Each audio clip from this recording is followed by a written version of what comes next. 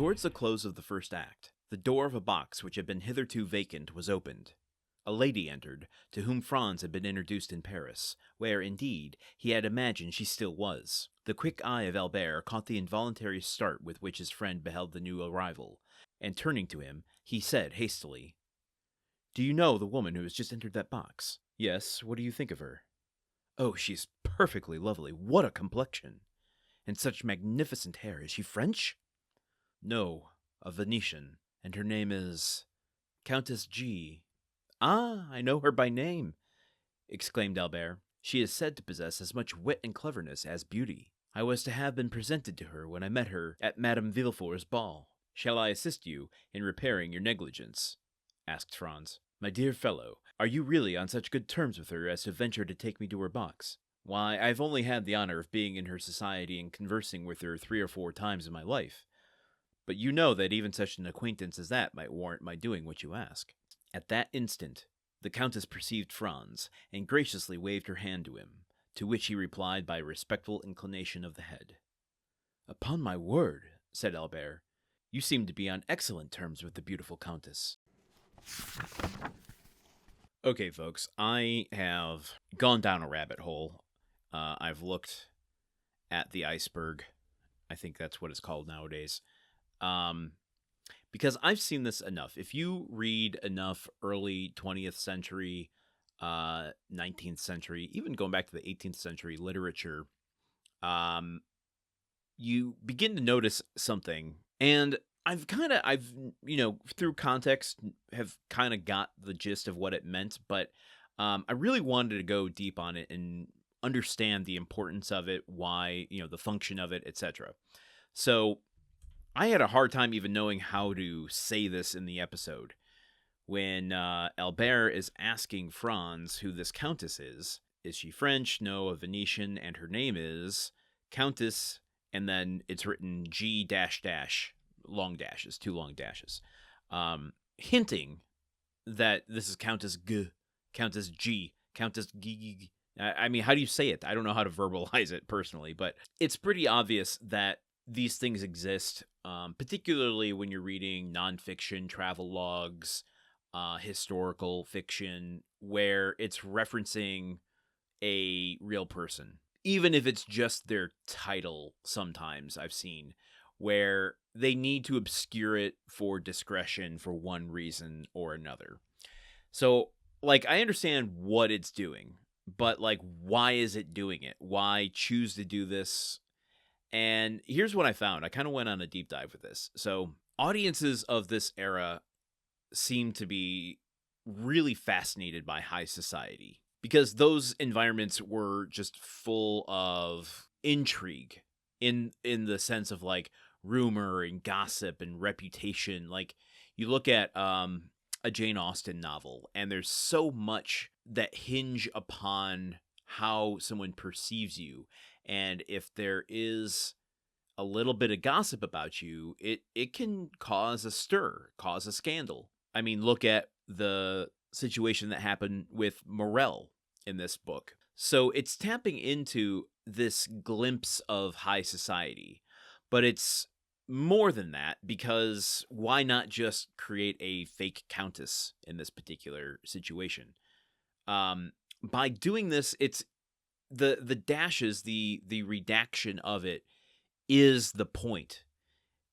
That is the hook, that's the allure to audiences going, I'm not going to say their name, but I think you know who I'm talking about. And it kind of invites them into what it would be like to be a fly on the wall of a salon at the time, hearing, 2 people talk behind someone else's back. And another thing that is kind of interesting that I started scratching the surface of here is that even though Dumas is a romantic writer, the popularity of realism was becoming the kind of de facto mode of literature around this time. So things that could be rooted more in recognizable modern life was much more in vogue.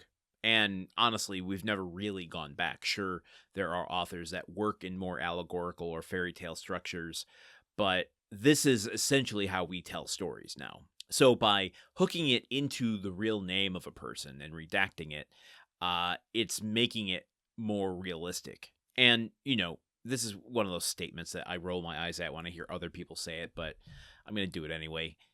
Let's not forget that, tabloid culture has always existed, but certainly not in the most pervasive way that it currently does.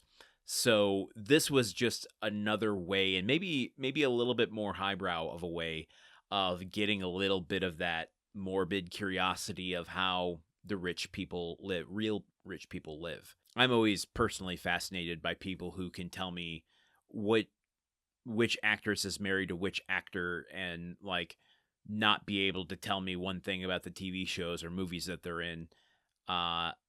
Because there's a certain like insider knowledge that comes with that. And I think that especially for readers who aren't part of the aristocracy or part of the elite society, it's a way for them to kind of cling on to it a bit, or live vicariously, or feel better about themselves by judging others, if you're looking at today's standards.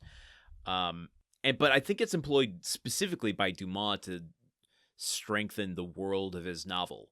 We talk about a lot of the geographical locations doing that. We talk a lot about the historical moments doing that. Napoleon, the king.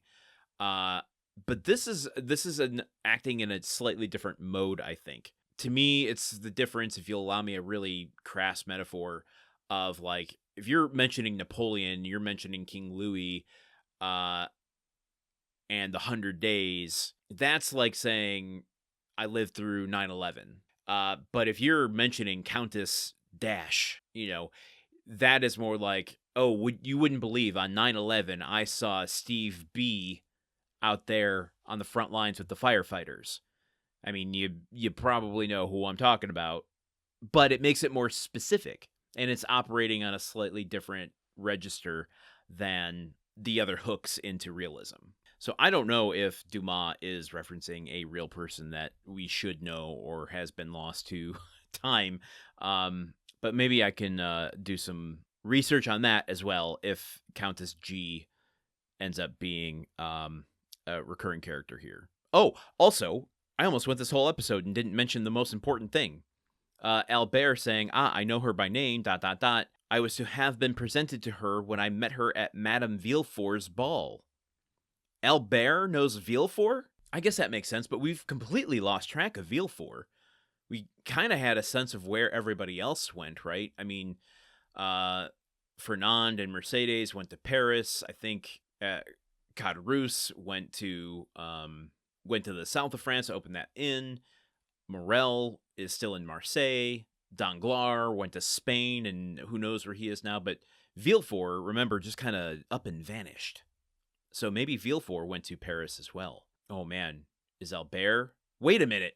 Okay, hold on. So is Albert associated with Villefort? Ooh, this could be a new tasty thing to munch on for a bit. Wish I hadn't phrased it that way. That aligns Albert. Hold on. Wait, I gotta wrap my head around this for a second.